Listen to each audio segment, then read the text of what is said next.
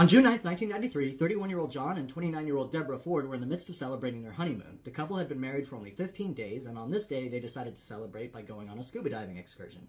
And so that morning, they got on the dive boat, which took them out into Byron Bay, which is off the coast of New South Wales, Australia. They were with a large group of divers, and so when everybody was ready, they got in the water and they headed down the dive line all the way to the ocean floor, where they just enjoyed looking at the local wildlife.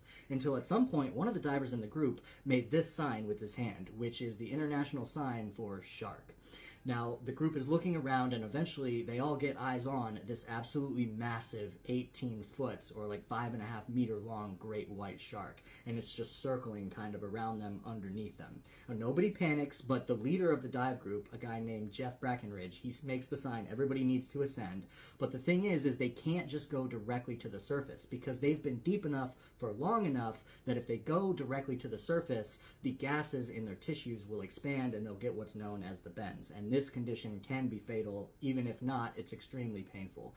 So they need to stop at about 5 meters or 16 feet and wait there for 3 minutes before they go to the surface. So as a group, they all go up this dive line to 5 meters and they just begin waiting as they're watching this shark. Now, I'm sure they were all hoping that this shark would not bother them, but of course the shark would bother them. At some point, as they're watching this thing, the shark turns towards the group and starts making a run at them. And it's clear the shark is going directly for Deborah.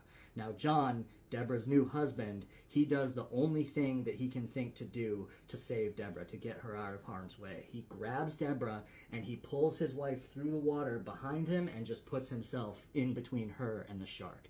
This massive shark grabs him around the waist and just goes rushing through the water by the group with John in its mouth, and John's regulator is knocked out, bubbles are going everywhere, the water immediately fills with blood.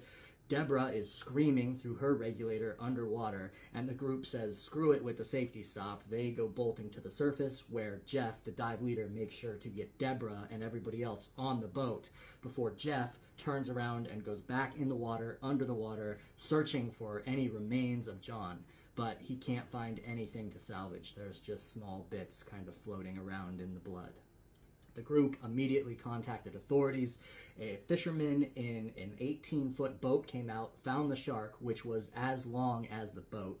They hooked the shark and fought with the shark for the next hour and a half, where the shark would drag them 4 miles. And during this fight with the shark would regurgitate John. It would cough up John's torso, his swim fins, and part of his wetsuit.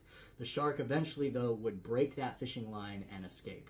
A helicopter reported a few days later that they found a giant floating great white shark dead in the area, so it's presumed that that shark died from the stress of that fight, although that was never officially confirmed. A few days after that, John's head was found on the bottom of the ocean by some other scuba divers.